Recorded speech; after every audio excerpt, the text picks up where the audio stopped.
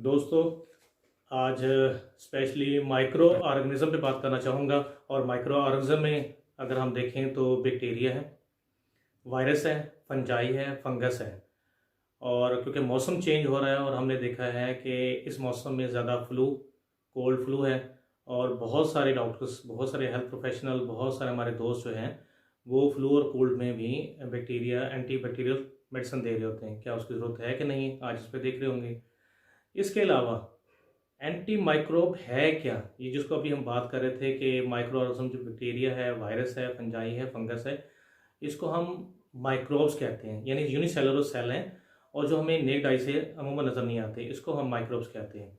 और जो ये वो है जो हमारी ह्यूमन बॉडी को जब इन्फेक्ट करते हैं, अंदर दाखिल होते हैं हमारे सेल के अंदर, उसको या तो हार्म दे रहे हैं, डिजीज़ पैदा कर रहे हैं, या हमें ऐसा उसकी जो चेंजेस हमारी बॉडी में आ रही हैं, तो ये माइक्रोब्स जो है हमारी बॉडी के अंदर चेंजेस लेके आते हैं, इन्फेक्शंस, डिजीज़ पैदा करते हैं, हार्म पैदा करते हैं।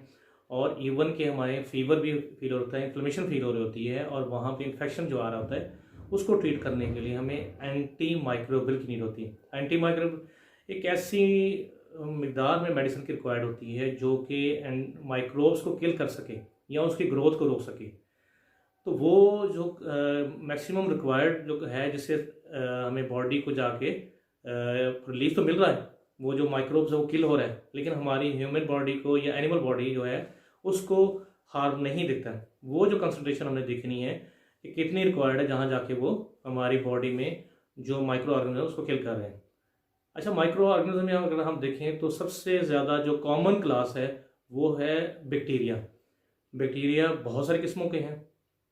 लाइक एस हम देखें तो वो है तो यूनिसेलुलर, नेक्ड आई से नज़र नहीं आ रहे, लेकिन वो कुछ ऐसे बैक्टीरिया हैं जैसे कि हमें अमूमन हमें चोट लगती है, हमें यूटीआई हो गया, हमें इंटेस्टाइनल इन्फेक्शन हो गया, या हमारा कुछ सर्जिकल प्रोसीजर हो रहा है वहाँ पे उसने बाद में इफेक्ट किया, तो डिफरेंट किस्म के बैक्टीरिया हमें इन्वॉल्व होते हैं, हमारी बॉडी के ऊपर अटैक करते हैं। इसमें यूनिसेलुलर हैं जो लाइक एस कोकाई हैं, बेसिलाई हैं, स्पेरेलाई हैं, वो ग्राम पॉजिटिव भी हो सकते हैं, ग्राम नेगेटिव भी हो सकते हैं, और एनारोबिक्स भी होते हैं। अच्छा, इसी तरह ही अगर बैक्टीरिया देखें तो हमें डिफरेंट उसकी हमें क्लासिफिकेशन करते हैं, और जिस तरह हमारे डिफरेंट क्लासिफिकेशन होती है बैक्टीरिया की, उसी तरह हमें नीड भी, एंटीबायोटिक की नीड भी उसी तरह की रिक्वायर्ड होती है। तो हमें उसी तरह के एंटीबायोटिक चाहिए। फ़र्ज़ करें कि अगर ग्राम पॉजिटिव बैक्टीरिया हमारी बॉडी पे अटैक कर रहा है तो हमें ऐसा बैक्टीरिया चाहिए जो कि एंटीबायोटिक चाहिए, ऐसी क्लास ऑफ एंटीबायोटिक चाहिए जो कि ग्राम पॉजिटिव बैक्टीरिया पे, ग्राम पॉजिटिव में इसमें कोकाई पॉजिटिव है, बेसिलाई ग्राम पॉजिटिव जो है, स्पेरेलाई हैं जो पॉजिटिव हैं, तो वहाँ पे जो एंटीबायोटिक काम कर रही है, जो उसको किल करती है या उसकी ग्रोथ को रोकती है, वो एंटीबायोटिक रिक्वायर्ड है। कुछ ऐसे एंटीबायोटिक होते हैं जो ग्राम नेगेटिव स्ट्रेन्स को वहाँ उसको किल कर रहे होते हैं बैक्टीरिया को। इस तरह कुछ बैक्टीरिया ऐसे होते हैं जो एनारोब्स हैं, उनकी वजह किल कर रही होती हैं। कहीं जगह पे ऐसी जगह पे होती है हमारी ह्यूमन में जहाँ मल्टीपल बैक्टीरिया, यानी ग्राम पॉजिटिव भी है, ग्राम नेगेटिव भी हैं, और एनारोब्स तीनों इफेक्ट कर रहे हैं, तो फिर हमें ऐसा एंटीबायोटिक चाहिए जो ब्रॉड स्पेक्ट्रम चाहिए, जो हर तरह के बैक्टीरिया को किल कर सके। इस तरह हमें क्लास आ गई, पहली एंटीबायोटिक की क्लास आ गई कि जो ग्राम पॉजिटिव, ग्राम नेगेटिव हैं, वो क्लास हमारे पास आ गई। अगर ग्राम पॉजिटिव है तो ग्राम पॉजिटिव हमें एंटीबायोटिक चाहिए, अगर ग्राम नेगेटिव तो ग्राम नेगेटिव का चाहिए, या एनारोब्स क्लास चाहिए। दूसरी क्लास एंटीबायोटिक की आ गई जो हम कहते हैं उसके स्पेक्ट्रम की वजह से, लाइक एस नैरो स्पेक्ट्रम। अगर एक तरह का बैक्टीरिया इन्वॉल्व है तो हमें नैरो स्पेक्ट्रम उसी तरह का एंटीबायोटिक चाहिए जो उसको किल कर सके। फिर आता है एक्सटेंडेड, जिसमें एक से ज़्यादा बैक्टीरिया इन्वॉल्व होते हैं, दो हो गए, तो हमें एक्सटेंडेड स्पेक्ट्रम जो है वो रिक्वायर्ड है। लेकिन कुछ ऐसे जगह इन्फेक्शन हमारे यहाँ ऐसे होते हैं जैसे यूटीआई है, जैसे हमारे इंटेस्टाइनल इन्फेक्शन है, जहाँ पे एक से ज़्यादा, या रेस्पिरेटरी इन्फेक्शन है, वहाँ एक से ज़्यादा बैक्टीरिया इन्वॉल्व होते हैं, वहाँ में ब्रॉड स्पेक्ट्रम एंटीबायोटिक रिक्वायर्ड होता है। तो हमने दूसरी क्लास पढ़ ली। तीसरी उसका जैसे बैक्टीरिया को हम देखते हैं कि कहाँ पे वो अटैक कर रहा है, तो वो उसको हमने किल करने के लिए एक और क्लास हमारे पास आती है, वो है, ज़्यादातर हमने देखा है कि हम उसकी जो बैक्टीरिया का सेल है, सेल वॉल है, हम उसको किल करते हैं जिससे बैक्टीरिया ख़त्म हो जाता है, तो यहाँ हम उसकी ग्रोथ को रोक देते हैं। तो फिर एक क्लास हमारे पास आती है बैक्टीरियोस्टैटिक और एक बैक्टीरियोसाइडल।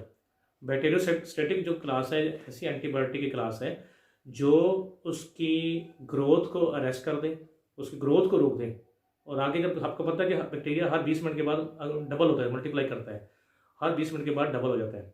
तो अगर देखें तो हमें 8 से 10 घंटे में वो लाखों बिलियंस मिलियंस की तादाद में चला जाता है। तो हमें अगर बैक्टीरियोस्टैटिक हमें क्लास चाहिए जिसमें हम देते हैं क्लोरोफेनिकॉल है, अमाइनोग्लाइकोसाइड है, टेट्रासाइक्लिन है, वो क्लास जो कि उसकी ग्रोथ को रोक रही है। इसी तरह बैक्टीरियोसाइडल क्लास है जिसमें अगर देखें उसकी सेल वाल को, जहाँ सेल वाल ही टूट गई तो सबसे पहले कि बैक्टीरिया ख़त्म हो गया। उसमें पेनिसिलिन क्लास आ रही है, स्पेलोस्पोरम ग्रुप क्लास आती है जिसमें first generation, second generation, third generation है, कार्बीपेनम है, और हमारे पास डिफरेंट इसमें क्लास आती है। इसी तरह हम अगर देखते हैं तो हमारे पास प्रोटीन सिंथेसिस इनहिबिटर आते हैं। पहले सेल वाल आ गया, प्रोटीन सिंथेसिस आ गए। प्रोटीन सिंथेसिस क्या है? बैक्टीरिया सेल के अंदर जो है साइटोप्लाज्म होता है, सेल मेम्ब्रेन होती है, सेल मेम्ब्रेन जब ट्रांसपोर्ट वो हो रही है तो प्रोटीन ट्रांसपोर्ट होती है तो वहाँ पे वो उसको किल कर देता है, प्रोटीन सिंथेसिस को किल कर देता है। उसमें 3S सब यूनिट है, 30S सब यूनिट है या 50S सब यूनिट है, जो प्रोटीन सिंथेसिस जब टूट गई, ना बन नहीं रही सही, उसमें नहीं हो रही, तो वो किल हो जाता है। इसके अलावा हमारे पास क्लास एक आती है क्लोनोन्स या फ्लोरोक्लोन्स क्लास आती है। ये इंजाइम्स इनहिबिटर होते हैं। जब बैक्टीरिया के जो इंजाइम है जो उसको डीएनए जो बन रहा है उस जो इन्वॉल्व इंजाइम है उसको किल कर दिया। डीएनए गायरेज एक इंजाइम होता है, अगर हम उसको किल कर दें तो उसकी ग्रोथ रुक गई और वो किल हो गया। इसे टोपो आइसोमरेज 2 भी कहते हैं। तो इस क्लास में अगर देखें तो सिप्रोफ्लॉक्सासिन है, ओफ्लॉक्सासिन है, नॉरफ्लॉक्सासिन है। अगर फ्लोरोक्लोनिन क्लास देखें तो उसमें मॉक्सीफ्लॉक्सासिन है, जेमिफ्लॉक्सासिन है और बहुत सारी एंटीबायोटिक और आती हैं। अच्छा, अब एंटीबायोटिक क्लासिफिकेशन हमने देख ली, हमें कौन सा एंटीबायोटिक चाहिए, तो उसके लिए हम ये कि एकदम नहीं शुरू कर देंगे, कोशिश होनी चाहिए कि हम उसका पहले कोई टेस्ट करवा लें कि कौन सा एंटीबायोटिक। पहले तो हमने बात की कि अगर ग्राम पॉजिटिव है तो ग्राम पॉजिटिव जो इफेक्टिव हैं वो एंटीबायोटिक दे दें, ग्राम नेगेटिव है तो ग्राम नेगेटिव दे दें, अगर एनरोबिक बैक्टीरिया है तो फिर हम ब्रॉड स्पेक्ट्रम दे दें। लेकिन बेहतर यह है कि हम एक लेबॉर्ट्री टेस्ट करवा लें। लेबॉर्ट्री टेस्ट में हम क्या करते हैं कि जो डिस्क डिफ्यूजन है, हम क्या करते हैं एक पैडी डिश में डिफरेंट उसमें बैक्टीरिया ग्रो करते हैं, उसके अंदर फिर हम डिस्क लगाते हैं, मुख्तलिफ एंटीबायोटिक की डिस्क लगा देते हैं। फिर 24 घंटे 48 घंटे के बाद चेक करते हैं कौन सा एंटीबायोटिक जिसने ज़्यादा बैक्टीरिया को किल किया है, हम वो चूज़ कर लेते हैं उस डिजीज़ के अगेंस्ट जो हमें डिजीज़ का टेस्ट करवाया। इस तरह की एम्पेरिकल थेरेपी होती है। एम्पेरिकल थेरेपी में क्या होता है कि हमें पता है कि इसमें ग्राम पॉजिटिव तो ग्राम पॉजिटिव की एंटीबायोटिक चाहिए, ग्राम नेगेटिव तो ग्राम नेगेटिव है। लेकिन सबसे ज़्यादा जो ज़रूरी है हमें देखना है कि साइट ऑफ इन्फेक्शन कहाँ पे इन्फेक्शन है और वहाँ पे कौन सा एंटीबायोटिक काम करेगा, वहाँ पे कौन सा बैक्टीरिया होगा और कौन सा एंटीबायोटिक उसमें ज़्यादा इफेक्टिव काम करता है।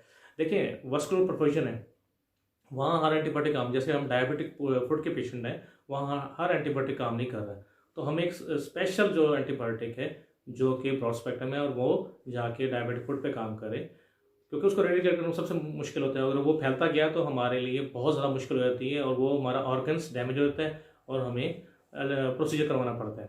इसी तरह ही हम ब्लड ब्रेन बैरियर को देखें, हर एंटीबायोटिक ब्लड ब्रेन बैरियर को क्रॉस नहीं करते। लाइक जैसे कि हमारे पास डिजीज़ है मेनिंजाइटिस है, तो मेनिंजाइटिस में वही हमें एंटीबायोटिक चाहिए होगा जो ब्लड ब्रेन बैरियर क्रॉस कर रहे हैं।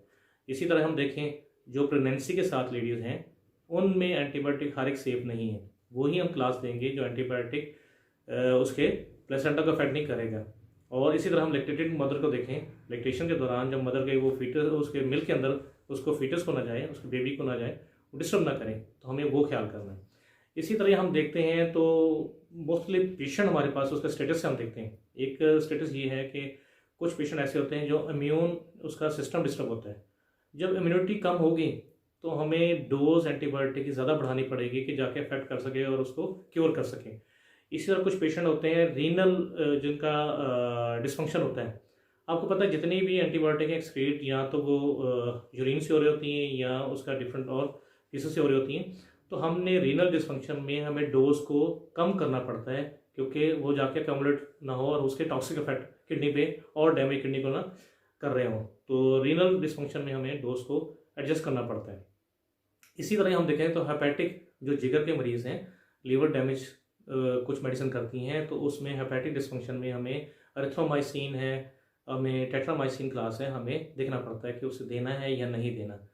तो आगे मैंने कुछ स्लाइड्स मैंने रखी हैं जो को हमारे जो नर्सिंग स्टाफ हैं, जो हमारे डिस्पेंसिंग क्लास हैं, जो हमारे लोग इंटरेस्ट ज़्यादा लेते हैं कि कौन सी एंटीबायोटिक के लिए हमें क्या ख्याल करना है और किस तरह में से लेके चलना है, क्या प्रोटोकॉल लेके चलना है। तो मैंने कुछ स्लाइड आगे रखी हैं, वो ज़रूर देखें। मेरे यूट्यूब चैनल को सब्सक्राइब करें, मियां नदीम अहमद के चैनल को, और मेडिसिन्स फॉर लाइफ जो कि स्पेशल आपकी सर्विस करती है कि आपके घर से आपका सैंपल लेना, ब्लड सैंपल लेके आपको टेस्ट आपके घर तक, रिपोर्ट आपके घर तक पहुँचाना, आपकी जो मेडिसिन, क्रॉनिक मेडिसिन है, डायबिटीज़ मेडिसिन है, ट्यूबरकुलोसिस मेडिसिन है, जो एंटीवायरल मेडिसिन है, हेपेटाइटिस बी सी की मेडिसिन आपके घर तक, जो आपके प्रिस्क्रिप्शन लेके घर तक पहुँचाना, उस चैनल को भी आप ज़्यादा से ज़्यादा फेवर करें और हम ज़्यादा लोगों की सर्व कर सकें। तो शुक्रिया। अगली टॉपिक के साथ फिर हाज़िर होऊंगा। मियां नदीम आपको इजाज़त दें। खुदा हाफिज़। अस्सलाम वालेकुम। खुदा हाफिज़।